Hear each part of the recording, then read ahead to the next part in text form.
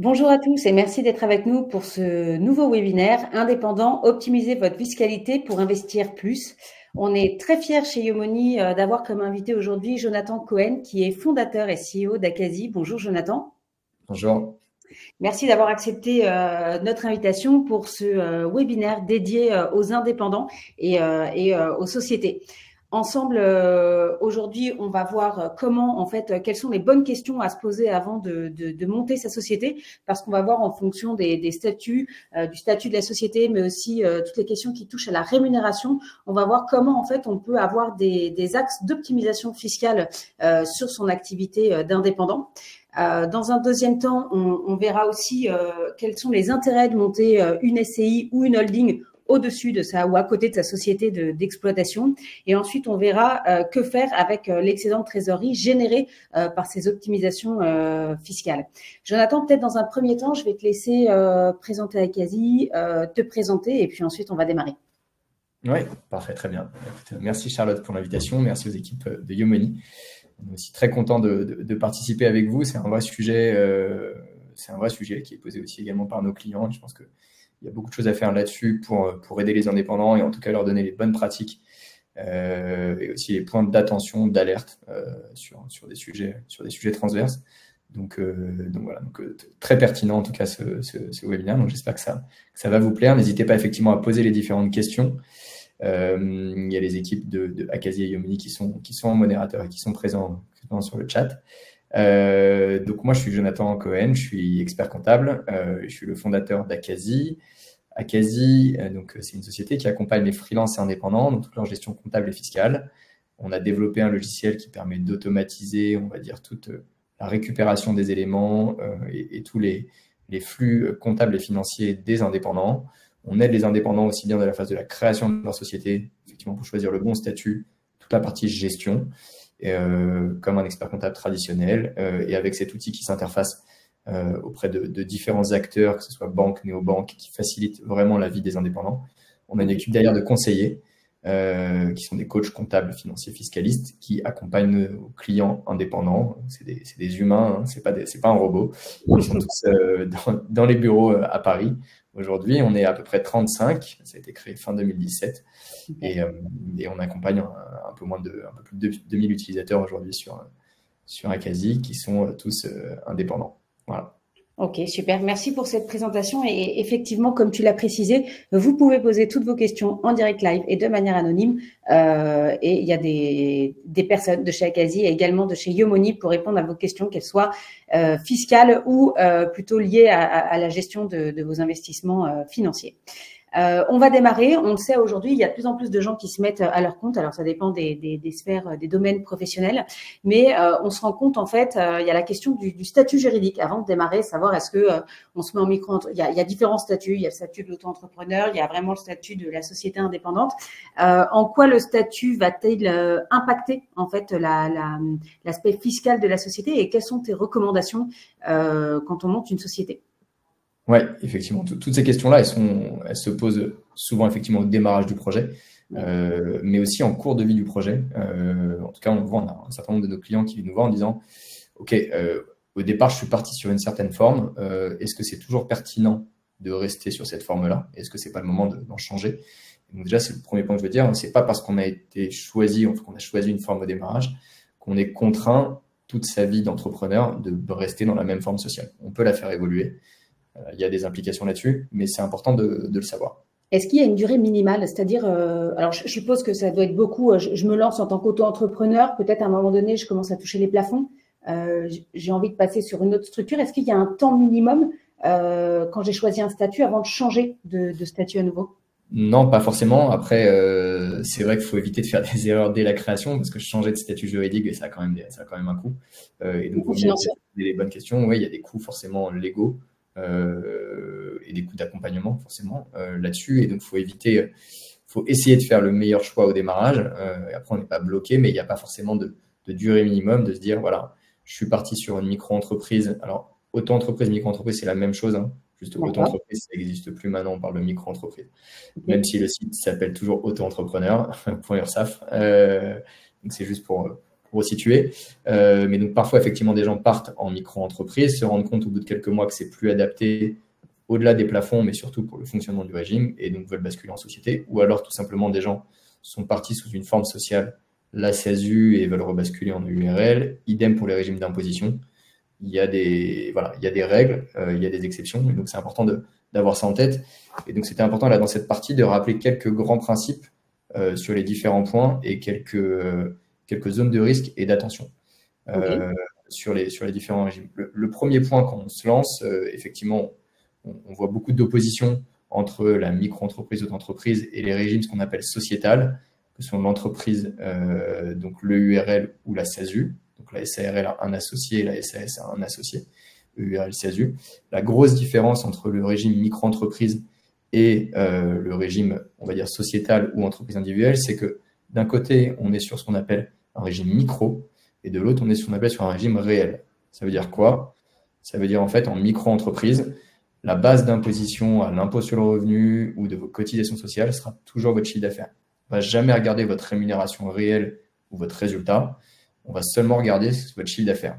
D'accord. En fonction de votre activité, ce chiffre d'affaires-là ne reflète pas vraiment en fait, ce que vous gagnez, tout simplement parce que vous avez des charges, peut-être que vous avez des sous-traitants, vous avez des dépenses, vous payez un certain nombre de frais, et donc ça ne correspond pas vraiment à la réalité. Et donc, avant de la question des plafonds, en fait, il y a plein de gens pour qui le statut de la micro-entreprise n'est pas adapté pour des questions effectivement de régime réel. C'est la grosse différence avec le régime quand on est en société, où on a la possibilité en fait de base, on est soumis ce qu'on appelle au régime réel et on regarde le résultat. En fait, le chiffre d'affaires, on pourrait dire que c'est un résultat brut?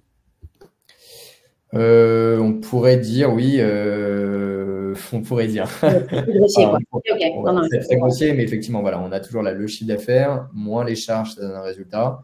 Quand on est indépendant, le calcul qu'il faut avoir en tête, c'est de dire chiffre d'affaires, moins les charges liées à son activité hors rémunération, moins ça donne un résultat avant rémunération. Et c'est sur ce montage-là, enfin, en tout cas sur ce niveau d'agrégateur-là, qu'il faut en fait faire différentes simulations pour dire qu'est-ce qui est le plus adapté entre les régimes micro qui ont des abattements forfaitaires et les régimes réels. Je ne parle pas dans tous ces régimes réels de l'entreprise individuelle, même s'il y a eu beaucoup d'évolutions sur l'entreprise individuelle depuis plusieurs années, entre l'EIRL qui a disparu ou la possibilité maintenant pour les entreprises individuelles d'opter ce qu'on appelle à l'impôt sur les sociétés. Parce que généralement, sauf cas obligatoire ou autre, ce n'est pas forcément le bon montage qui est recommandé. Dans une vie d'entrepreneur, il vaut mieux partir effectivement sur une société, EURL SASU, qu'une entreprise individuelle. Pour plein de considérations, pour des montages holding futurs, pour des SCI, pour des questions de transmission. En fait, très souvent, on voit que les gens qui ont créé une entreprise individuelle se retrouvent bloqués au bout de 10, 15 ans, 20 ans et se disent, en fait, j'aurais vraiment dû créer une URL depuis le début. Et en fait, aujourd'hui, avec toutes les options fiscales, créer une URL, ça équivaut d'un point de vue fiscal à avoir une entreprise individuelle. Donc, en fait, autant partir directement sur une URL. Ce sera beaucoup plus facile par la suite. D'accord. J'ai une question quand même sur le régime de la micro-entreprise. On est obligatoirement à l'impôt sur le revenu, non? Oui, exactement. Ouais. Le régime de la micro-entreprise, on est toujours à l'impôt sur le revenu par définition. C'est un régime d'entreprise individuelle à l'IR et qui permet de bénéficier du régime micro-fiscal, c'est-à-dire avec ce qu'on appelle le prélèvement libératoire. Voilà. D'accord. OK. Ok. Est-ce que il y a des prédispositions? Alors, est-ce qu'il faut soit contacter un conseiller type un conseiller Acasi? En fait, là, on imagine, je suis un futur entrepreneur. Je vais me lancer, j'ai mon idée de business, etc. en tête, et j'hésite entre la micro-entreprise, l'URL ou enfin la société associée unique, donc l'URL ou la SASU. J'hésite entre les trois. Est-ce qu'il y a des préconsidération, est-ce qu'il y a des standards un peu automatiques ou est-ce qu'il vaut mieux passer par un conseiller parce que chaque cas est unique? J'allais dire effectivement chaque cas est unique. Après, par définition, parce que chacun en fait a des contraintes différentes en termes d'imposition sur le revenu. D'autres personnes ont des revenus à côté, d'autres non. Il y a le business aussi également qui peut impacter. Après, il y a aussi quelques cas qui peuvent se dire, bon, effectivement, c'est majoritairement, il vaut mieux partir sur une forme sociale de ce type plutôt qu'une autre. La question des frais et de la base imposable, en fait, est hyper importante en micro-entreprise. Le fait que ce soit toujours le chiffre d'affaires et on ne regarde jamais les charges, c'est un sujet. La question des plafonds, c'en est un autre, même s'il faut passer 2 années de suite les plafonds. et donc ça peut se poser assez vite pour un certain nombre de personnes. La question de l'impôt sur le revenu, est-ce que j'ai le droit au prélèvement libératoire ou je n'y ai pas le droit? Et toutes les questions, est-ce que j'ai besoin de faire différents placements, des optimisations? Il y a le sujet de la retraite en micro-entreprise, où c'est un vrai sujet où les gens sont quasiment pas couverts, très peu, ils ne le savent pas la plupart des temps. Par le statut de micro-entrepreneur. Le statut de micro-entreprise, il n'y a pas de retraite complémentaire, il n'y a qu'une retraite générale, et donc c'est un vrai sujet. Et donc c'est là où il y a des questions qui se posent en termes de projet de développement. Après, EURL, SASU, il y avait des gros sujets. On avait coutume de dire qu'il y avait un montage qui était hyper intéressant à faire quand on touchait le chômage, et donc qui est un montage qui va peut-être disparaître, a priori, d'après le dernier protocole qui a été signé vendredi de la Convention chômage. Donc, c'est tout récent comme nouvelle. Mais il y avait un montage un peu standard qui était quand on avait bénéficié d'une rupture conventionnelle ou d'un licenciement économique, on partait pour créer une SASU. Et le fait de créer cette SASU, on pouvait cumuler ce qu'on appelle les indemnités, les allocations de retour à l'emploi pendant une certaine durée et ensuite prendre les dividendes de cette SASU. Et ça ne venait pas impacter les allocations chômage qui étaient versées tous les mois. C'était un montage un peu optimal qui était parfaitement légal. Je ne parle pas forcément d'éthique, je parle de légal. Et donc, on sait que ce montage-là, il va potentiellement être remis en cause prochainement. Et donc, voilà, en fonction de la situation, je pense qu'il y a un peu une analyse un peu personnelle à faire. Il faut éviter en tout cas de dire je connais plein de gens, ils ont pris une URL et donc c'est ça qu'il faut faire, ou inversement.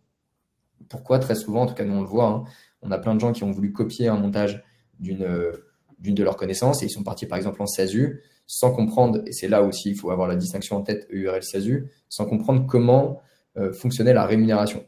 Et il faut savoir qu'un président, leur rémunération eux, et effectivement on n'avait pas forcément du tout ça en tête.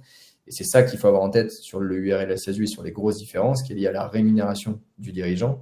Un président de SASU ou de SAS, c'est ce qu'on appelle un assimilé salarié. Donc, c'est comme un salarié.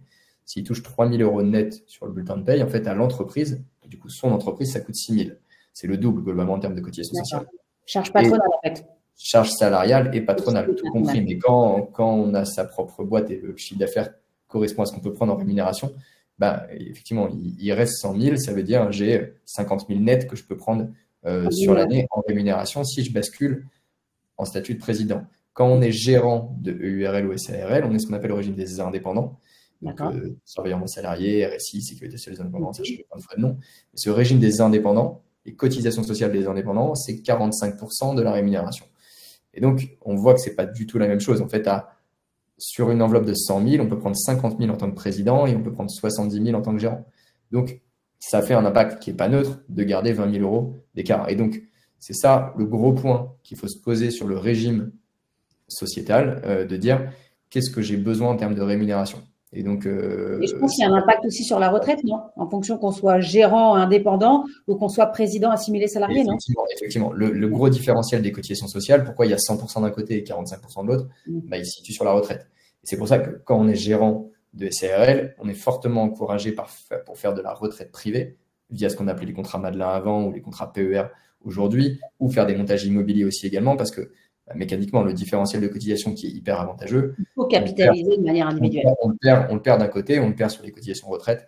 Et donc, c'est pour ça que c'est intéressant de le composer. Et donc, c'est ça qu'il faut bien avoir en tête. Après, il y a aussi des zones de risque sur ces parties de rémunération. C'est est-ce que je me verse suffisamment de salaire pour cotiser à la sécurité sociale, pour valider des plafonds retraite? Donc, voilà, c'est tous ces sujets-là qui se posent entre gérant et président et sur lesquels il faut faire attention. Point aussi important sur ces deux types de régimes, c'est lié aussi également à différents montages qui sont liés entre l'arbitrage entre salaire et rémunération et dividendes. On voit souvent des gens qui sont ce qu'on appelle en SASU, ne pas se verser de salaire par exemple et dire non mais c'est génial, moi je vais me verser tout en dividendes parce que je paye que 30%. Alors ils oublient déjà avant qu'ils ont l'impôt sur les sociétés. Pour avoir des dividendes, il faut être à l'impôt sur les sociétés, donc ils ont déjà perdu 15% auto réduit à 40 000 globalement et 25% au-delà. Et ensuite, c'est 30% de dividendes, c'est la flat tax.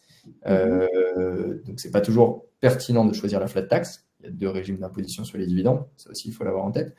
Mais surtout, cette flat tax, elle est non productive de droits différés. C'est-à-dire qu'on ne cotise pas à la retraite. Pas de cotisation retraite quand on se verse des dividendes. Il n'y a que quand on se verse des dividendes, on paye de la CSG-CRDS à 17,2%, mais ça génère absolument aucun droit à la retraite. Et surtout, en fait, avec ce montage-là, il y a un gros risque qui est ce qu'on appelle la taxe PUMA, pour financer la cotisation universelle maladie, qui est effectivement comment les gens peuvent, on va dire, à partir du moment où ils se sont versés trop de ce qu'on appelle le revenu du capital, les dividendes c'est des revenus du capital, et qu'ils n'ont pas suffisamment cotisé à la sécurité sociale, on va leur appliquer une taxe supplémentaire, encore une fois pareil, non productive de droit à la retraite, qui est de 6,5%, qui est la taxe PUMA.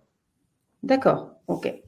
Donc au final, avant de se choisir son statut, avant de choisir, enfin du statut va découler aussi le choix fiscal à l'IR ou à l'IS. Enfin tout s'imbrique un peu en fait au fur et à mesure, mais il est quand même recommandé de contacter un expert comptable, un conseiller, pour avoir en tout cas de la visibilité, des réponses à ces questions et de se faire accompagner pour être sûr d'avoir la solution, sachant que chacun a des besoins différents en fonction de sa situation personnelle. Bah oui, effectivement, il y a différents sujets et donc après il faut se poser effectivement toutes ces questions-là. Et donc sur les parties optimisation, si on rentre sur la partie effectivement frais et de se dire ok, c'est quoi les marges de manœuvre à la fin de l'année, parce que voilà, quand même une grosse partie des gens qui clôturent leur activité au 31 décembre, c'est pas obligatoire, on peut clôturer à un autre moment de l'année, mais on a quand même beaucoup de personnes. Mais avant la clôture de l'exercice, qu'elle soit à fin mars, fin septembre. Exactement, c'est ça. Il faut se poser la question de dire, OK, c'est quoi les marges de manœuvre d'optimisation, les arbitrages qu'on doit être faits, et effectivement, se poser ces questions-là. Quand on est sur ce qu'on appelle le régime des indépendants, et donc on est en EURL, SARL, donc on a un statut TNS, travailleur non salarié ou autre, on peut se poser des questions de se dire, OK, est-ce que je me verse une prime de fin d'année au titre de la rémunération? Au titre de la rémunération, par exemple, qui est de dire, voilà, je suis gérant, je suis associé unique, donc je peux valider facilement dans une AG, enfin voilà, a priori, je vais être d'accord avec moi-même pour me verser cette prime, puisque je suis la même personne, je suis le gérant et je suis l'associé unique. Et donc, si on se verse cette prime, à quel exercice fiscal ou à quelle année civile on la rattache? Se pose la question. L'intérêt de se verser une prime en fin d'année, c'est que ça permet de réduire donc effectivement le résultat imposable. Imposable à l'impôt sur les sociétés, par exemple. Et de l'autre côté, ça va aussi augmenter l'impôt sur le revenu. Donc il y a un peu un calcul à faire de se dire, est-ce que c'est pertinent aujourd'hui de prendre plus de salaire, d'augmenter mon impôt sur le revenu, mais peut-être que cette année, comme je n'ai pas pris beaucoup parce que j'ai fait moins d'exercices, je suis moins imposable à l'impôt sur le revenu, et donc c'est pertinent de le faire. Et ça me permet de descendre mon résultat fiscal à un taux réduit d'imposition à 15%, par exemple, qui est entre 40 000. Et donc, c'est pertinent. Et donc, il y a une analyse à faire de ce point de vue-là. Et derrière, est-ce que c'est le résultat de ma société? C'est-à-dire, est-ce que je suis plutôt à la tranche basse ou à la tranche haute de l'impôt sur les sociétés? C'est ça. En fait, c'est de dire l'avantage de l'impôt sur les sociétés et des normes URL et CRL, c'est que ça permet d'optimiser, enfin, en tout cas, de jouer sur justement cet arbitrage de fin d'année et dire, quand on est ce qu'on appelle à l'impôt sur le revenu, qui est le régime de la micro, où on dit qu'il n'y a pas de débat, ou en entreprise individuelle, si on a pris l'option à l'IR, tout ce qu'on a gagné sur une année est imposable. Donc, il n'y a pas d'optimisation. Il n'y a pas de choix. Il n'y a pas de choix. Donc, quand on est à l'impôt sur les sociétés, on peut faire cette optimisation et de se dire, est-ce que c'est pertinent ou pas de laisser, de prendre plutôt en rémunération ou de laisser un peu d'argent dans la société, de payer de l'IS et peut-être décaler de la rémunération et un revenu plus tard. Le fait de laisser du résultat, ça peut permettre de se poser la question des dividendes. C'est un vrai sujet aujourd'hui, la question des dividendes en EURL et SARL. La règle qui existe depuis quelques années maintenant, c'est qu'à partir du moment où les dividendes représentent plus de 10% du capital social, quand on est en EURL et SARL, ces dividendes-là sont considérés ce qu'on appelle comme de la rémunération. Et donc, il n'y a pas la flat tax. Socialement, d'accord.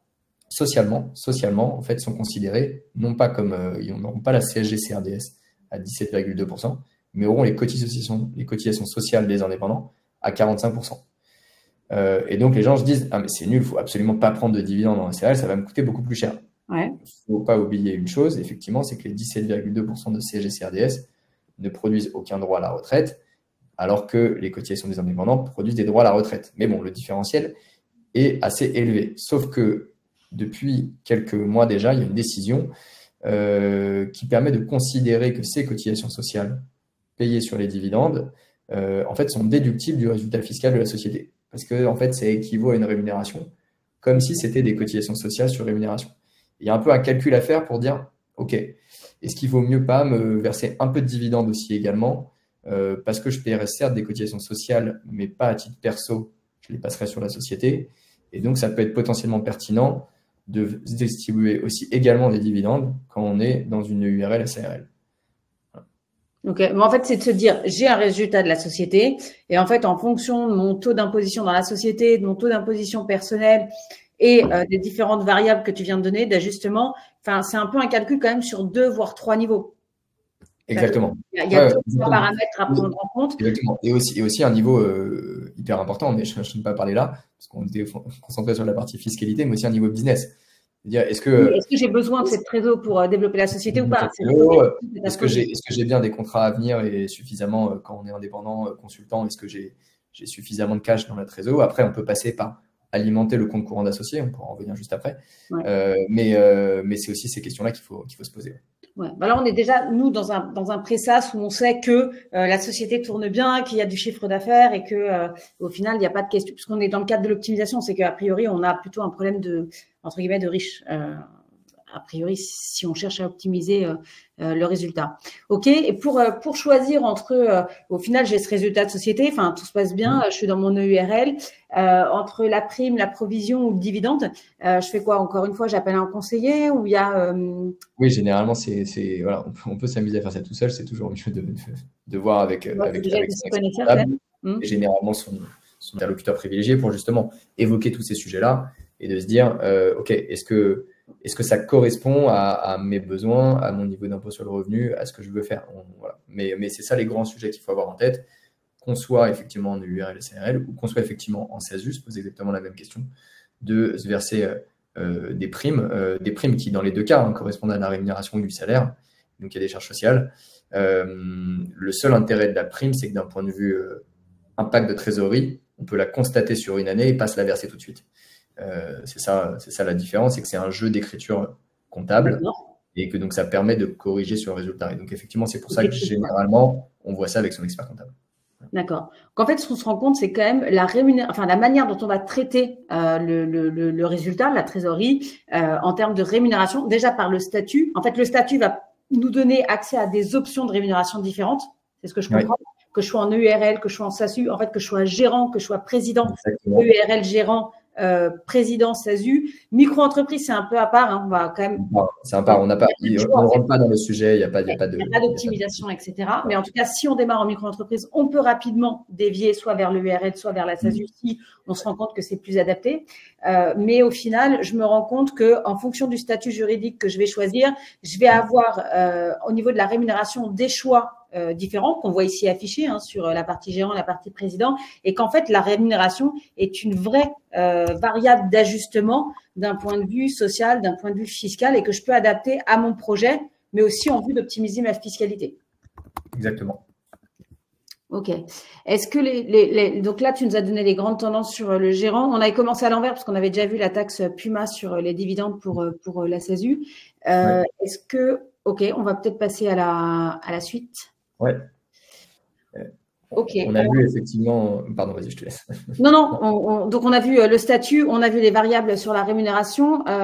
Donc, ça, c'est pour la fin d'année. Les questions que vous pouvez vous poser et prendre rendez-vous avec les conseillers d'Acasi. Il y a aussi quels sont mes frais déductibles pour pour réduire, je suppose, le résultat imposable. Oui, exactement. Et donc, parmi les premiers frais, mais tu en parlais juste avant, c'est tout le sujet de qu'est-ce qu'on fait. C'est pour ça qu'on essaie souvent de raisonner en termes de résultat avant rémunération, qui est de dire, voilà, parce que le frais le plus, la dépense la plus importante quand on est en indépendant et qui vient réduire le résultat et jouer sur les optimisations, c'est la rémunération.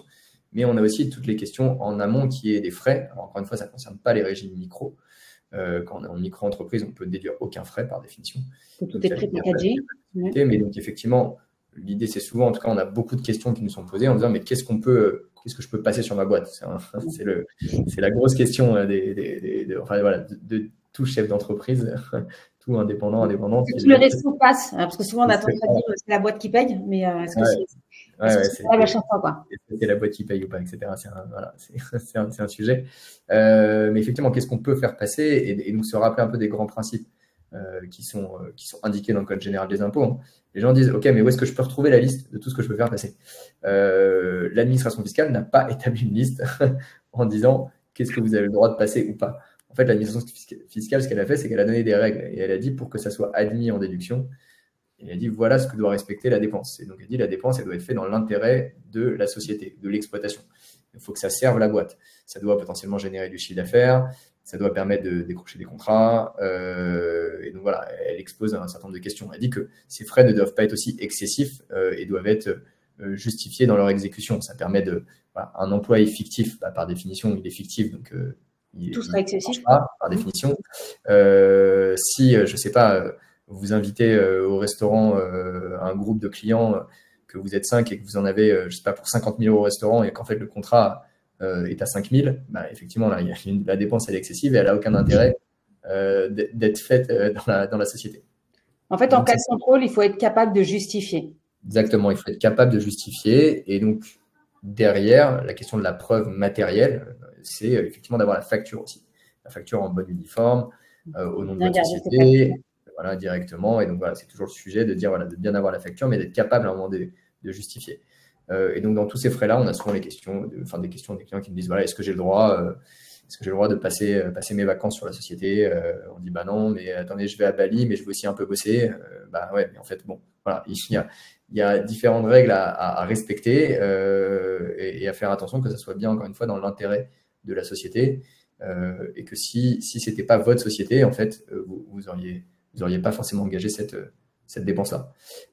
Et parmi toutes les optimisations qu'on voit, en tout cas aussi en fin d'année, qui sont parfaitement possibles, se pose la question des dons, effectivement, qui peut permettre de réduire en tout cas le résultat, toute la partie de donation. On a le droit, effectivement, là, c'est pas fait dans l'intérêt direct de la société, on va dire en tout cas sa société, mais c'est fait dans l'intérêt général de la société. Et donc, on peut faire un certain nombre de dons aux associations et qui peuvent être déduits du résultat fiscal avec un mécanisme de crédit d'impôt. Mais donc, au même titre que les particuliers, quand ils font des dons, une entreprise peut aussi faire des dons à différentes associations.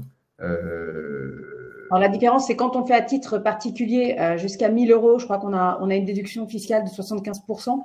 Une réduction fiscale et ensuite au-delà c'est 66%, alors que là tu nous dis ça fonctionne par un crédit d'impôt qu'on récupère sur la société, c'est ça? C'est ça, ouais. Et bon, en fait la limite elle est à 5 pour 1000 du chiffre d'affaires directement plafonné. C'est 60% la réduction de crédit d'impôt avec un plafond à 20 000 au démarrage.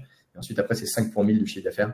À la différence ou à l'impôt sur le revenu, effectivement c'est 20% de l'impôt sur le revenu, 20% du revenu imposable. D'accord. Okay. Mais donc voilà, c'est des questions qui se posent souvent en fin d'année parce que voilà, on fait des dons en fin d'année. Ça arrive assez souvent, donc c'est des questions qu'on a et ça peut permettre de se dire bon bah ok, on peut le faire directement en société. Encore une fois, pourquoi les gens me disent mais pourquoi je le ferais pas à titre personnel, c'est plus intéressant. Il faut pas oublier que 1 € récupéré à titre personnel, en théorie, c'est 2 € dans une société. Pourquoi? Parce que pour le sortir à titre perso, même si on a fait voilà, on parlait de tous les montages plus optimisation, ça revient le double. Et donc, on a un pouvoir d'achat supérieur, d'où le fait, on va parler dans tous les montages, l'intérêt de faire peut-être des montages SCI Holding, mais c'est qu'on a le double derrière. Donc après, on a aussi les frais de formation qui peuvent être hyper intéressants. De faire directement prendre en charge par la société et pas à titre personnel, encore une fois, parce que c'est dans l'intérêt de la société et ça peut permettre de développer le chiffre d'affaires. Et on a des gros sujets aujourd'hui qui sont liés à la partie rémunération des comptes courants d'associés. Donc, on est dans le URL CASU. Quand souvent les gens ont dû prêter de l'argent à la société. Pendant longtemps, on avait coutume de dire bon bah on prête de l'argent, il n'y a aucun intérêt à faire ce qu'on appelle rémunérer le compte courant d'associé de la société. Pourquoi? Parce qu'en fait les taux d'intérêt étaient hyper bas et donc l'administration fiscale avait plafonné les taux de rémunération des comptes courants associés à des montants très bas. Aujourd'hui, ça peut permettre de laisser le compte courant d'associé, un compte courant d'associé important, potentiellement peut-être même de placer cette trésorerie que vous avez dans la société. Mais surtout, on peut déduire des charges d'intérêt, des intérêts financiers directement. Et donc, quand les taux remontent à 4-5%, ça peut être intéressant. Ça peut être intéressant, effectivement. OK. Qu'est-ce qu'on risque si on ne respecte pas cette notion de proportionnalité ou d'attachement à l'objet de la société? On a un risque de requalification en cas de contrôle directement. Et donc, après, à voir comment c'est traité par l'administration fiscale. Est-ce que la charge, elle est refusée? On a des sujets aussi qui peuvent être sur la TVA. Est-ce qu'on a récupéré la TVA ou pas, etc. Et donc, du coup, on a des rejets de récupération de TVA. Après, ça peut être aussi considéré ce qu'on appelle comme des revenus irrégulièrement distribués et donc avoir des surimpositions derrière, etc. Voilà. Donc, pas mal de choses. Et à côté de ça, sur les 4 points, et pour passer vite, mais c'est les 4 points sur lesquels il faut avoir en tête sur la question d'optimisation des frais. Se pose la question de domicilier son siège social chez soi. Quand on a une société, une URL, une SASU, ça peut être intéressant parce qu'on peut facturer des dépenses de loyer à la société. Donc, on peut facturer aux frais réels. Et donc, bon, c'est pas forcément hyper intéressant parce que la surface utilisée, elle est généralement assez faible. Ou on peut considérer aussi qu'on facture une propre quittance de loyer à sa société. Et donc là, passer des montants un peu plus importants, mais qui seront considérés par contre derrière comme des revenus fonciers. Et il faudra les déclarer comme tels, donc en régime micro ou en régime réel. Et donc voilà. Et donc c'est pour ça que souvent on dit, on a pu me dire, il y a quatre points d'attention à avoir. C'est la domiciliation au siège social, les indemnités kilométriques, les chèques vacances et les chèques emploi-service. Pourquoi? Parce que indemnité kilométrique, si vous, dans le cadre de votre activité, vous avez besoin de vous déplacer, d'aller voir des clients et que vous utilisez votre véhicule personnel, bah, vous pouvez générer des charges sur la société. Donc, c'est-à-dire que vous n'avez pas un véhicule qui appartient à la société, il vous appartient à titre personnel et vous le mettez à disposition et vous facturez selon le barème des indemnités kilométriques. Ça peut être intéressant pour mettre des frais supplémentaires. Les chèques vacances, toute entreprise dont les indépendants ont le droit d'avoir des chèques vacances. Donc, c'est une dépense qui est certes personnelle, mais vous pouvez en bénéficier. La règle, c'est que si demain, vous avez des salariés et que vous avez activé les chèques vacances, tout le monde devra partie des chèques vacances. Et idem pour les chèques emploi-service. Voilà, je mets les montants à l'écran. Vous pouvez aussi également bénéficier de chèques emploi-service en tant qu'indépendant. Ok, donc tout ça à mettre en place avant la fin de votre clôture d'exercice fiscal. Donc là, a priori, pour un bon grand nombre d'entrepreneurs au 31/12, mais ça peut être à d'autres moments de l'année. Mais en tout cas, c'est à faire avant la clôture de l'exercice fiscal. Oui, exactement. Ok. Une deuxième partie donc là, c'est un peu sur les quick wins, les choses qu'on se pose avant de monter une société ou pour les gens qui ont déjà monté une société, peut-être pour améliorer, optimiser l'existant. Un autre sujet qui intéresse aussi beaucoup d'entrepreneurs, c'est de savoir l'intérêt. On entend beaucoup parler de SCI, de plus en plus, on entend parler de holding, puisqu'il y a de plus en plus de gens qui travaillent à leur compte, qui sont entrepreneurs aujourd'hui. On voulait revenir avec toi un peu sur l'intérêt. C'est quoi une SCI? C'est quoi une holding? Dans quel cas on monte une SCI? Dans quel cas on monte une holding? C'est quoi la différence entre les deux? Et c'est quoi la réalité fiscale de ces deux types de montage? Ouais, on voit passer beaucoup de choses comme ça nous aussi. On a beaucoup de clients aujourd'hui qui nous posent ce type de questions. Alors c'est dû, effectivement, il y a un peu une explosion sur les réseaux sociaux où les gens donnent la recette magique pour devenir millionnaire. Il faut monter une holding, il faut monter une SCI. Il n'y a pas de recette magique déjà, mais… Voilà, ouais, mais je voyais une vidéo qui expliquait que tous les milliardaires ont une holding. Donc si toi aussi tu veux devenir milliardaire, crée une holding. Voilà. Comment devenir milliardaire en montant une holding? Voilà, ça marche aussi. Voilà. Après, ils oublient que les gens ont d'abord été milliardaires et peut-être après, ils ont fait une holding. Ils ont peut-être d'abord fait dans ce sens-là. Mais bon, ça, c'est un autre sujet. Mais effectivement, c'est des grosses questions, cette partie SCI, holding et comment c'est fait, notamment pour ces indépendants-là, alors quels qu'ils soient, qu'ils soient en SASU ou en URL. Alors, effectivement, je ne parle pas du tout des micro-entrepreneurs, encore une fois, ils ne sont pas du tout concernés. Ouais. Mais SASU et URL, ils se posent des questions parce que de dire, OK, j'ai potentiellement du cash dans ma boîte, je ne veux pas forcément me payer en rémunération. Si j'ai pris un peu plus de dividendes, j'ai toujours ce sujet de pas de droit à la retraite. Et donc, on sait que les indépendants au global auront une retraite vraiment moindre par rapport aux salariés. C'est comme ça. C'est ce qui fait le fait qu'ils payent moins de charges sociales. Ce qui fait le charge de l'entrepreneuriat. Qui fait le charge de l'entrepreneuriat. Effectivement, ça permet de jouer un peu plus. Et donc, il faut essayer de capitaliser par soi-même. Et donc, il y a différentes façons de le faire. Soit effectivement sur des marchés financiers, soit effectivement avec de l'immobilier, soit même c'est généralement recommandé, faire un mix de tout ça. Et de l'immobilier, se pose des questions toujours de comment on le fait. Est-ce qu'on le fait en direct ou avec à titre indirect, on va dire avec des parts de SCPI, par exemple. Et les gens, je pose toujours les questions en disant, OK, mais donc, si je veux faire de l'immobilier, est-ce que je le fais direct avec ma société? Généralement, depuis la société. C'est-à-dire que j'ai ma SASU. Est-ce que j'ai ma SASU, est-ce que je peux acheter un appart avec ma SASU? C'est tout à fait possible en pratique. Hein, voilà. C'est juste pas du tout une bonne pratique de gestion de patrimoine, de gestion de son patrimoine immobilier. Pourquoi? Parce que ça veut dire du coup, il n'y a pas de séparation déjà souvent c'est de l'immobilier d'investissement, c'est pas forcément de l'immobilier d'entreprise. Ça a aucun lien avec votre société d'exploitation.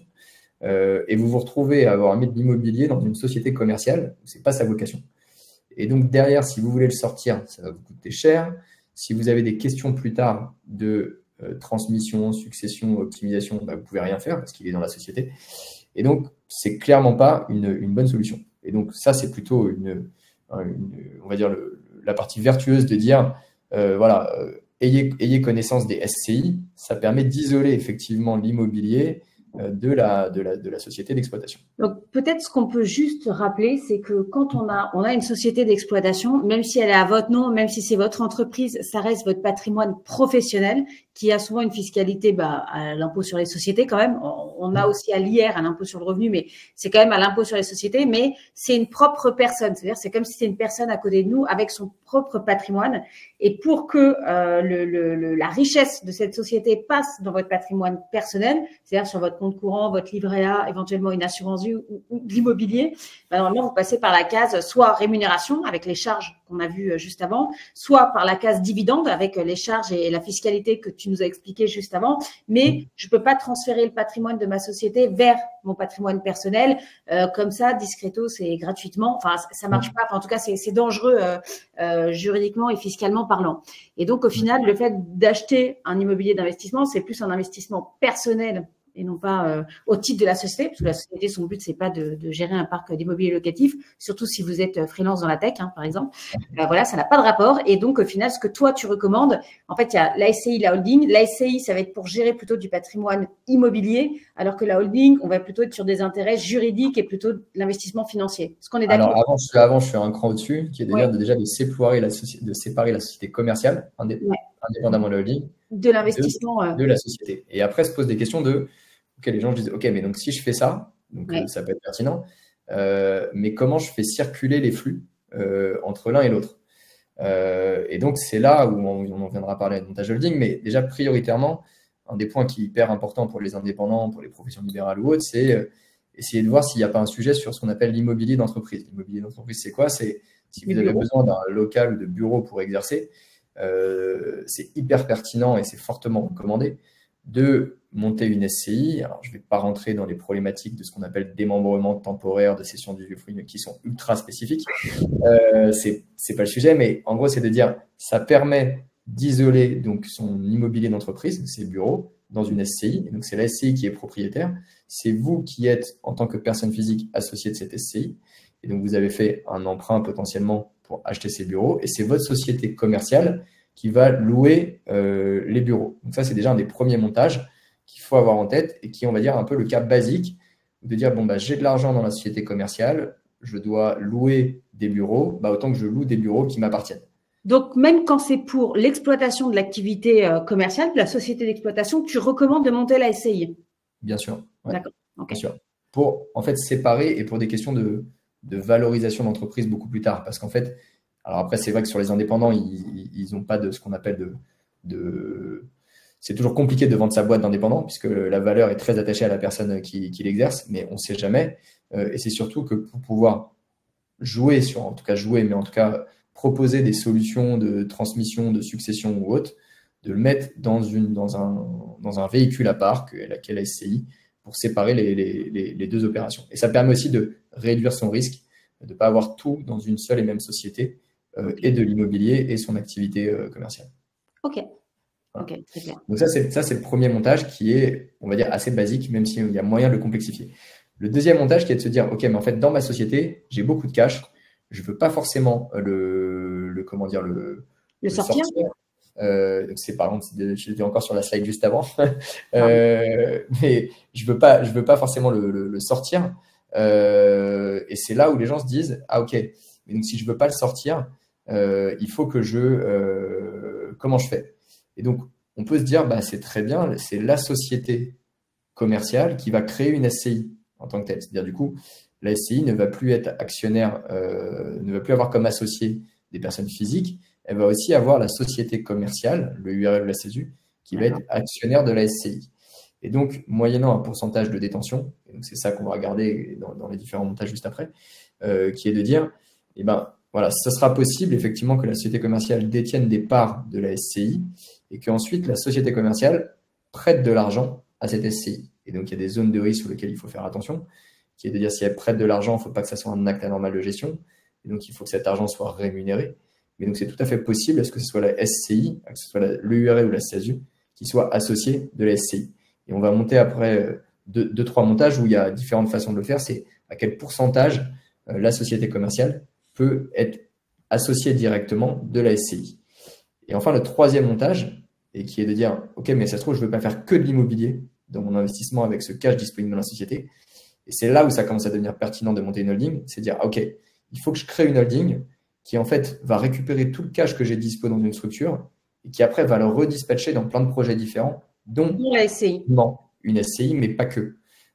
C'est là où, effectivement, je pense que les gens vendent, alors on en reviendra après, juste après sur ce que c'est une holding et pourquoi c'est intéressant qu'on crée une holding, mais les gens vendent un montage idéal, optimal, alors qu'en fait, ça se trouve, il n'y a pas forcément besoin d'avoir tout de suite une holding de ce point de vue-là, et il ne faut pas partir dans des montages trop complexes qui ne correspondent pas à la réalité et surtout à la capacité de placement, de trésorerie, de financement disponible.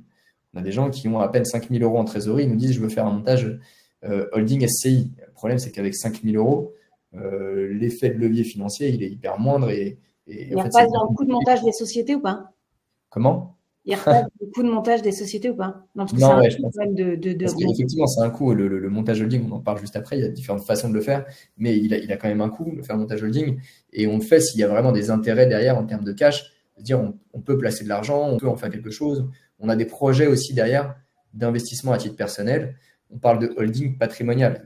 Du coup, ça veut dire placer de l'argent sous différentes façons, aussi bien en direct, à titre indirect et sur différents supports. Ok. On passe peut-être sur la holding. Oui. Et donc, du coup, voilà, on est sur la holding et quel est l'intérêt effectivement derrière de créer une holding pour un indépendant, pour un entrepreneur.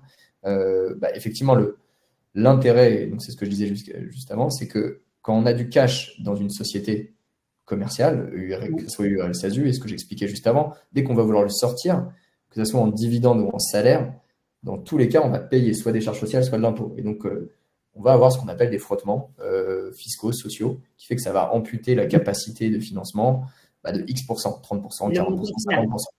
Et donc, ça permet, en montant un montage holding, de se dire, OK, en fait, je vais laisser ce cash-là que je vais investir dans différents projets net de frottements fiscaux. Donc, on en parle juste après sans rentrer forcément dans le détail, mais on donne ce que ça veut dire net de frottements fiscaux dans une holding et de laisser ce cash dans une holding qui ensuite, elle, va investir dans différents projets et pas de le récupérer à titre personnel. Et donc, d'utiliser la trésorerie pour plein de projets différents. Derrière, il y a un point aussi qui est important et on le voit également chez certains de nos clients. Il peut y avoir un intérêt lorsqu'on fait société holding, société commerciale, société d'exploitation, de jouer sur différents statuts que sont les statuts président salarié, TNS, à voir comment ça peut être fait. Généralement, c'est dans l'autre sens. Et de dire avoir une URL en holding ou une SASU en holding et une URL en dessous et ça permet de jouer entre de la rémunération de gérant et du full dividende. Voilà, ça peut être pertinent dans différentes façons. Okay. On a quand même un certain niveau de complexité, un peu. Ouais. D'accord. Ok. Donc au final, est-ce que la holding, elle est plus, ou je tombe peut-être dans les standards que tu pointais juste avant. Est-ce que, en tout cas, on a quand même l'impression dans ce que tu dis que la SCI, elle a quand même une tendance à gérer un parc immobilier ou un bien immobilier, mais en tout cas autour de l'immobilier et pourquoi pas l'immobilier locatif, alors que la holding, elle est plus faite pour remonter un résultat qu'on n'a pas envie de se distribuer, donc plutôt une somme en cash. Exactement. Mais après, cette somme en cash, on en fait ce qu'on veut. On peut tout à fait se dire, j'affecte une partie de cette somme en cash à de l'immobilier. Généralement, c'est une bonne pratique. On dit toujours en gestion de patrimoine, il faut essayer de diversifier et pas mettre tous ses œufs dans le même panier. Voilà, même s'il y a toujours des exceptions et des gens qui disent, mais c'est génial, moi, j'ai toujours tout mis là-dedans et j'ai gagné. Oui, mais c'est réduire ses zones de risque et donc, voilà, choisir différents supports. Mais du coup, est-ce que, moi j'ai quand même une question, est-ce que je peux faire de la gestion financière dans ma SCI? C'est-à-dire, est-ce que je peux investir sur des marches? J'ai mon excédent de trésorerie, soit il remonte dans ma SCI, soit il remonte dans ma holding, voilà, ou dans les deux. En fait, j'ai compris que je pourrais aussi avoir les deux. Est-ce que je peux faire de l'immobilier et du financier, c'est-à-dire de l'investissement marché financier à travers une SCI, ou c'est vraiment que de l'immobilier? Et est-ce que je peux faire donc des marchés financiers, mais aussi de l'immobilier à travers une holding? Ou toi, tu conseilles vraiment d'avoir la holding pour le financier et la SCI pour l'immobilier? Alors, la SCI, par définition, elle a vocation à faire que de l'immobilier, de façon directe ou indirecte, puisque c'est société civile immobilière. Ok. Ce qu'on voit, c'est que parfois, il y a des sociétés civiles, pures, pas immobilières, et qui sont des D'accord. sociétés civiles patrimoniales, et qui sont l'équivalent des holdings pour des personnes physiques. Et là, pour le coup, dans la société civile, on met ce qu'on veut dedans. Donc, il faut faire attention à l'objet social, il faut faire attention à la Bien sûr. requalification en commercial et tous ces sujets-là. Mais on met ce qu'on veut dedans. Mais donc, société civile immobilière, c'est des droits immobiliers, directs, indirects, des parts de SCPI, des OPCI s'il y a besoin ou de quoi que ce soit, parce que c'est des trucs directs. Mais si on veut faire du diversifié, par définition, il faut une holding. Et ensuite se pose la question de la holding, est-ce qu'on lui donne un champ d'action large ou pas en termes de choix d'investissement, de placement. La recommandation, quand même, toujours l'intérêt de faire holding et refilialiser en dessous avec une SCI, Ouais. c'est pour des questions de qui vont être les associés de la SCI. C'est ça qui est hyper intéressant. D'accord. C'est-à-dire, on peut mettre la holding qui détient 10%, et c'est les slides juste après, et les personnes physiques qui vont être derrière associées de la SCI, et avec l'effet de levier qui, in fine, se retrouvent avec un patrimoine qui n'aurait pas financé. Voilà. Ok, on peut peut-être regarder la slide Ouais. juste après. Là, c'est assez rapidement, mais pour expliquer quel est l'intérêt de créer une holding. Et ça, encore une fois, c'est parce que je sais qu'il y a plein de vidéos qui vous expliquent comment on paye que 3% d'impôts en France, comment c'est génial de payer 0,75%. Le grand principe de la holding, et les gens disent, maintenant, c'est génial, pour ne pas payer d'impôts, je vais créer une holding. Oui, effectivement, si vous remontez le cash dans la holding ne va pas payer d'impôts avec le cash qui remonte, mais parce que vous avez déjà payé de l'impôt en dessous. Donc, voilà. C'est parce qu'en fait, derrière, vous avez les dividendes qui ont déjà eu de l'IS, qui ont déjà eu de l'impôt sur les sociétés, et vous les remontez à la holding, ce qu'on appelle en quasi-franchise d'impôt. Et donc, voilà, il y a ce qu'on appelle une quote-part de frais et charges, et ça représente 1,25 ou 0,75. Mais il y a quand même un peu d'impôt qui est payé par la holding, et vous ne repayez pas les 25%. C'est pour ça qu'on dit que la holding ne paye pas d'impôt. Et parce qu'en fait, l'impôt, vous l'avez déjà payé en dessous. Vous ne le payez pas deux fois. Vous ne payez pas deux fois 25%. Voilà. Donc, ce n'est pas un régime miracle. Ce sont des sphères fiscales, financières, immobilières, enfin tout ce qui est montage plutôt financier. Il y a, en fait, on dit no free lunch en finance, mais je pense que ça s'adapte partout. Il n'y a rien de magique. Surtout, il n'y a rien de magique et il n'y a rien de gratuit. Je pense que tu es d'accord avec moi pour le rappeler. Oui. Voilà, et si ça vous paraît magique, trouvez le point négatif. Et si vous ne le trouvez pas, partez en courant, en fait. Bien sûr. Il y a jamais, voilà, il y a toujours un truc. C'est comme les options, les SCI à l'IR ou à l'IS. Les gens disent, mais c'est génial, à l'IR, j'ai une exonération pour durée de détention au bout de 30 ans. Oui, pas de problème. Mais pendant 30 ans, en fait, vous allez payer beaucoup d'impôts parce que les revenus fonciers, c'est ce qui est plus imposé en France. Ça monte jusqu'à 65% et compagnie. Et donc, toujours si vous ne le payez pas à la sortie, vous le payez à un moment donné. Et les gens inverses disent, mais sur les SCI à l'IS, c'est magique, je ne paye pas d'impôts. Effectivement, pendant 15 ans, 20 ans, vous n'allez pas payer d'impôts. Par contre, si demain vous vendez le bien dans une SCI à l'IS, vous allez être fortement imposable. Et donc, voilà, c'est tous ces sujets-là. Et donc, c'est pour ça, c'était de rappeler des points sur la partie holding, ce qu'on appelle le régime Murphy, la remontée des dividendes. Ouais. Et si vous avez ce qu'on appelle aussi des titres de participation, donc là, c'est plutôt si vous investissez dans des startups, dans différents projets, moyennant le pourcentage de détention, vous pouvez avoir des exonérations aussi également sur ces plus-values-là qu'il faut avoir en tête. Et donc, c'est à comparer avec tous les mécanismes d'investissement que sont le PEA ou autres, etc., si vous les faites en direct, ou l'abattement pour durée de détention. Enfin bref, ça c'est d'autres sujets. À travers la société, vous ne pourrez pas faire de PEA, PME. Ça, c'est à titre privé. C'est-à-dire que si la trésorerie de l'entreprise, vous l'avez sortie en dividende et en rémunération et que c'est venu dans votre patrimoine perso, vous pouvez investir dans les sociétés via le PEA, PME, avec les avantages fiscaux que ça comprend, etc. Mais si vous êtes dans la société, voilà, là, on parle vraiment du cas où c'est resté dans la société et on le fait à travers la société. Et donc, ça a aussi un intérêt fiscal pour le résultat de la société. C'est ce que tu dis.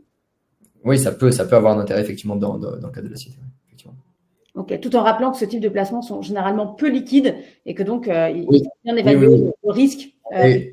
On est sur une réflexion globale de patrimoine où on est censé avoir toujours bonne pratique, une poche de liquidité sur des supports où on peut sortir vite et des placements un peu plus long terme qui sont moins liquides par définition. Ok. Oui, vas-y. Ouais, sur la slide suivante, je crois que je parle rapidement, mais donc du coup, c'est ce qu'on parlait des montages EURL SASU. Donc voilà, c'était juste pour remonter le schéma, comment ça fonctionnait. Soit on fait de la holding EURL SASU, soit inversement SASU EURL. Il y a une discussion à avoir en tête et donc ne pas l'oublier. Voilà, juste pour le dire rapidement. Et sur l'autre slide, où effectivement, là, c'était sur la partie l'intérêt de créer une holding en tant que telle, qui est liée à la fiscalité, mais qui est plus au moment où on doit céder les titres, donc c'est ce qu'on disait juste avant, de dire est-ce qu'on les cède à titre personnel ou on les cède dans la société, et on a ce qu'on appelle des mécanismes d'apport-cession. Et donc, ça peut intéresser un certain nombre d'entrepreneurs qui veulent céder leurs titres.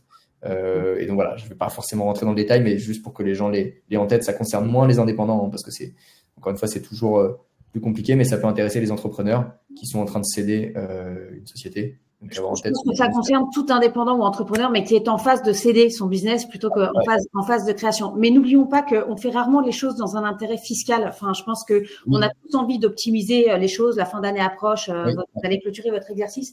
Et on va rarement se poser des questions d'optimisation fiscale. D'abord, on génère un résultat, ce qui permet de faire tourner la société. Et ensuite, je pense que pour savoir si on doit sortir sa trésorerie de sa société ou pas, savoir si c'est plus intéressant de se verser des dividendes, de la rémunération ou d'investir en direct dans sa société, ben en fait, il y a votre projet de vie qui va un peu guider tout ça. C'est-à-dire que soit vous allez avoir besoin d'une rémunération, soit vous êtes en train d'acheter votre résidence principale. On va peut-être vous conseiller, même s'il y a une fiscalité, de sortir en dividende. Ou alors, vous êtes vraiment dans une incertitude, c'est-à-dire qu'il n'y a pas de projet à titre perso. Il y a peut-être des projets pro, mais tout ça est encore un peu nébuleux. Et là, il peut y avoir un intérêt de garder tout ça au sein d'une holding, un peu en attente, un peu comme dans un sas d'attente, en se disant fiscalement, on se protège pour protéger le capital aussi, le pouvoir d'achat. Mais en fait, il va y avoir un fait générateur, il va y avoir un lien conducteur qui est votre projet personnel et qui doit passer avant l'optimisation fiscale. Exactement. Projet personnel et projet entrepreneurial aussi également. Voilà. On évite de jeter sur un montage parce qu'il est intéressant. On a une question pour toi quand même, Jonathan. On nous demande, en fait, est-ce qu'il y a un nombre d'années où il faut attendre avant de pouvoir remonter les dividendes? Alors, je suppose dans la… C'est ce qu'on appelle le remonter. Non, je pense dans la holding. J'ai pas compris le nombre d'années. Non, j'ai pas compris. Ça, en fait, la remontée de dividendes, c'est dans le cadre de la holding. Dans le cadre de la holding, c'est donc au moment de l'Assemblée générale d'approbation des comptes, donc dans la GO, où l'associé décide de ce qu'il fait des dividendes. Et donc, si c'est la holding qui est associée, elle choisit de remonter les dividendes ou pas. Il n'y a pas de nombre d'années. Il n'y a pas de minimum. Il n'y a pas de minimum. Là où il y a des minimums de nombre d'années, c'est sur ce qu'on appelle notamment ces mécanismes d'apport-cession, qui est quand il y a eu un apport-cession ou autre, il y a des 3 ans, il faut détenir les titres 3 ans pour bénéficier de l'exonération. Mais sur les dividendes, il n'y a pas de sujet là-dessus. D'accord, ok. Très clair. Donc en fait, on peut monter SCI, holding. On n'a pas besoin d'attendre d'être millionnaire, parce que c'est la question qu'on se posait au début, pour monter une SCI, pour monter une holding, pour faire de l'optimisation. Mais avant tout, il faut qu'il y ait du résultat, parce que ça a quand même un coût.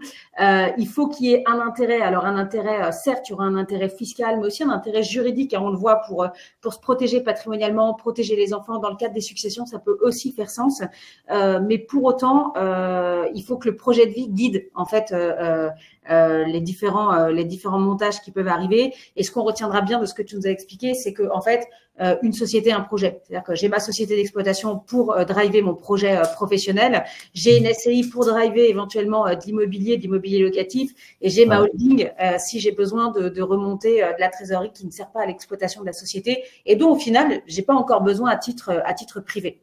Exactement. Ça reste quand même les bonnes pratiques. Et donc, c'est pour ça qu'on dit, voilà, il faut quand même avoir un minimum de cash disponible pour pouvoir faire ce type de montage, pour que ça devienne intéressant, parce que effectivement, il y a quand même des frais de fonctionnement inhérents, et surtout, il faut que ça soit pertinent d'un point de vue, effectivement, ce qu'on disait juridique, mais aussi essayer notamment sur l'immobilier, sur tous ces sujets-là, de penser à des questions de transmission, même si c'est jamais marrant, voilà, de ne pas oublier de se dire qu'est-ce qu'on fait entre son mari, son conjoint, sa femme, ses enfants, les enfants de son conjoint. Bref, il y a plein de sujets qui se posent, notamment sur ces sujets-là, et ne pas penser juste en disant « Ok, génial, je fais circuler le cash sans frottement fiscaux et je peux y aller directement. » L'immobilier, par définition, ça peut représenter une valeur importante.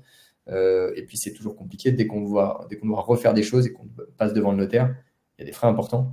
Et donc, il faut éviter de partir trop vite là-dessus et prendre conseil aussi également avec un notaire, avec un gestionnaire de patrimoine sur des questions familiales. Voilà, plus il y a pas mal, on a vu pas mal ce que tu disais dans les statuts EURL, SASU, les deux peuvent être complémentaires et en fait, tout est paramétrable en fonction de votre projet de vie, de votre situation personnelle. Donc, n'hésitez pas avant avant d'y aller d'un coup, peut-être à prendre des recommandations objectives et pas à suivre l'exemple de quelqu'un ou d'un conseil qui serait pas personnalisé.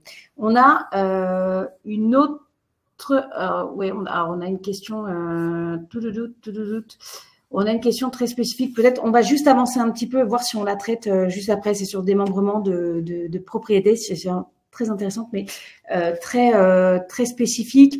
Peut-être une fois, donc merci pour ton intervention et pour ces précisions. On vous invite très clairement, si vous vous posez des questions, si vous êtes en phase, vous êtes déjà en cours d'activité, mais que vous vous posez des questions relatives à ce que Jonathan pouvait expliquer, à prendre directement rendez-vous avec les équipes d'Acasi. Je pense qu'il y a un lien qui s'affichera dans le mail qui sera envoyé suite à ce webinaire. Et puis en fait, là où Yomoni va intervenir, on est complémentaire d'Acasi, c'est qu'une fois que vous avez de la trésorerie, que vous avez monté cette holding, alors vous pouvez le faire, placer cette trésorerie dans la société d'exploitation, mais encore une fois, on recommande plutôt de dissocier les deux. C'est comme pour l'immobilier, mais soit vous avez déjà la holding avec la trésorerie dedans, soit ça peut être encore dans la société d'exploitation. C'est des choses qui se font. Et bien en fait, vous pouvez placer on peut placer cette trésorerie. Donc on l'a vu, on peut faire de l'immobilier, on peut faire du financier. Le principal métier de Yomoni, on est quand même une société de gestion 100% digitale, agréée par l'autorité des marchés financiers. Et notre métier, c'est de placer sur les marchés l'argent que nos clients nous confient. Et depuis peu, ces clients peuvent être des personnes physiques comme toi, Jonathan, ou comme moi, ou les gens qui nous regardent, mais maintenant peuvent aussi être des sociétés. C'est-à-dire que votre société peut, en son nom, et c'est là où c'est assez attractif d'un point de vue fiscal, parce qu'on va investir un capital plus important, et c'est là où c'est intéressant, on peut investir aussi au nom en tant que société.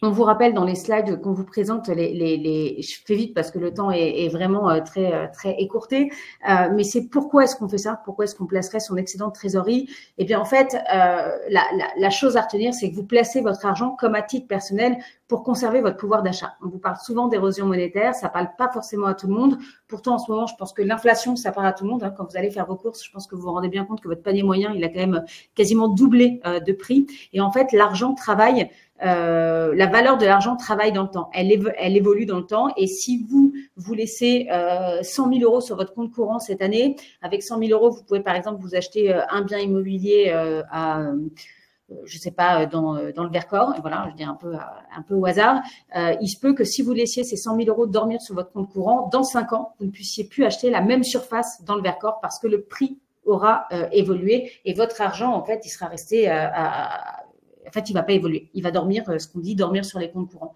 Donc, l'idée, c'est cette trésorerie, vous la gardez, soit vous l'utilisez à 3 ans, et donc là, on va pas vous recommander de l'investir, on va vous conseiller de rester liquide pour effectuer les opérations, que ce soit développement de société, d'investissement dans les startups, etc. Il faut rester cash sur votre argent et vous n'avez pas de rémunération en contrepartie de cet argent, mais vous l'utilisez ce qu'on appelle à court terme, soit vous n'avez pas de projet à court terme, et là on va vous recommander en fait une prise de risque pour aller chercher une rémunération sur cette épargne et vous permettre de préserver votre pouvoir d'achat. La notion elle est là, c'est vraiment préservation de son pouvoir d'achat.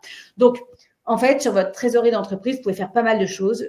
Si vous êtes plutôt sur des horizons très court terme, vous allez avoir tout ce qui est compte à terme avec des offres de plus en plus sexy, puisque les taux ont augmenté, on trouve des choses très liquides, garanties en capital, mais qui vont apporter un peu de rendement, mais qui vont être des visées court terme. Et puis ensuite, si c'est de l'épargne à un peu plus long terme, on va vous proposer d'investir sur le compte titre.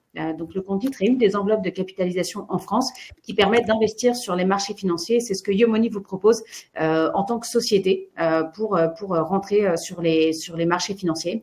La particularité avec Yomoni, c'est que vous allez rentrer sous un mandat de gestion. Donc c'est un contrat qui est établi entre vous, enfin votre société, même si c'est vous, dirigeant, qui êtes décideur de la direction de cette trésorerie, mais c'est un contrat qui est passé entre Yomoni et votre société. Vous choisissez un niveau de risque, en fait, et nous, derrière, on s'occupe de la location. Donc, ce sont des solutions d'investissement clés en main. C'est important parce que, en tant que chef d'entreprise, on sait que vous avez énormément de choses à faire, notamment à développer votre activité, et que les marchés financiers sont une activité à part entière. Donc, l'idée, c'est de vous faciliter la vie. Et la particularité de Yomoni, c'est qu'on le fait avec la plus grande transparence et à des frais défiant toute concurrence, puisqu'on est l'un des acteurs les moins chers du marché. N'oubliez pas que on se rend pas toujours compte, mais quand on fait de la gestion financière, il y a des frais inhérents à tous les placements. Alors, c'est vrai en immobilier, c'est vrai dans les marchés financiers.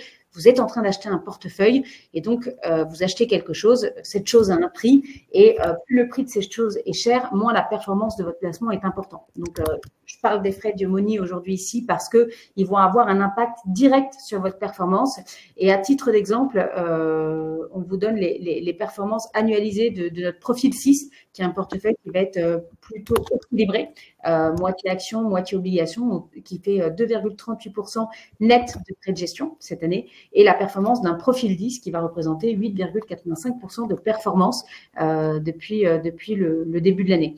Alors, il y a le compte titre et pour finir, il y a un deuxième placement qui est un petit peu plus particulier, qui est le PER, dont tu parlais tout à l'heure. On parlait de la retraite des indépendants. C'est un vrai sujet. Vous cotisez moins, donc vous aurez moins en fait en différé de rémunération au moment de la retraite. Et donc, ce qui est fortement recommandé pour les indépendants aujourd'hui, c'est de commencer à capitaliser pour leur retraite.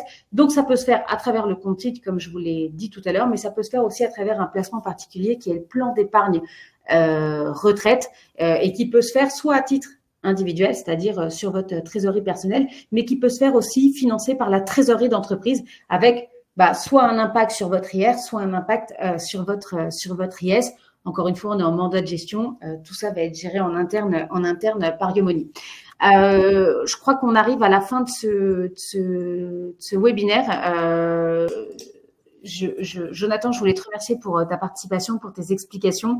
Que vous ayez des questions qui soient plutôt de l'ordre juridique et fiscal, contactez les équipes d'Acadie, que vous soyez en montage de société, que vous ayez déjà votre propre statut en micro-entreprise ou en SASU et vous vous dites, tiens, au final, est-ce que j'ai le bon statut, est-ce que j'ai le bon montage, vous ayez envie de plus vous développer à travers une SCI, une holding, etc. Que vous soyez en phase de questionnement autour de votre trésorerie, vous pouvez aussi prendre contact avec les équipes de Yomoni puisque nous avons également des conseillers dédiés qui peuvent vous accompagner de manière totalement confidentielle et gratuite dans vos projets d'investissement. Un grand merci à vous tous qui nous avez suivis et un grand merci Jonathan pour ta participation. Je te laisse peut-être le mot de la fin. Merci, merci aux équipes de Yomoni. Effectivement, j'invite en tout cas tous les clients d'Acadie parce qu'on a eu un certain nombre de questions qui se posaient sur qu'est-ce qu'on fait des placements de trésorerie et des sujets, de regarder ce qui se passe chez Yomoni. C'est un vrai sujet, mais le mot de la fin, ce serait vraiment d'essayer d'échanger le plus possible avec des professionnels dont c'est le métier. Ne vous lancez pas de tête baissée, que ce soit sur des montages juridiques fiscaux et ou des placements financiers. Juste parce que vous avez entendu dire que c'était ça qu'il fallait faire. Profitez de l'expertise dont c'est le métier, dont les gens dont c'est le métier. Ce sera toujours mieux pour la suite. Voilà. Merci encore à tout le monde et bon appétit pour ceux qui vont déjeuner. Et merci Charlotte, c'était top de faire ça avec toi. Merci à tous et merci aux modérateurs. Bonne journée à tous. Très bonne journée, à bientôt.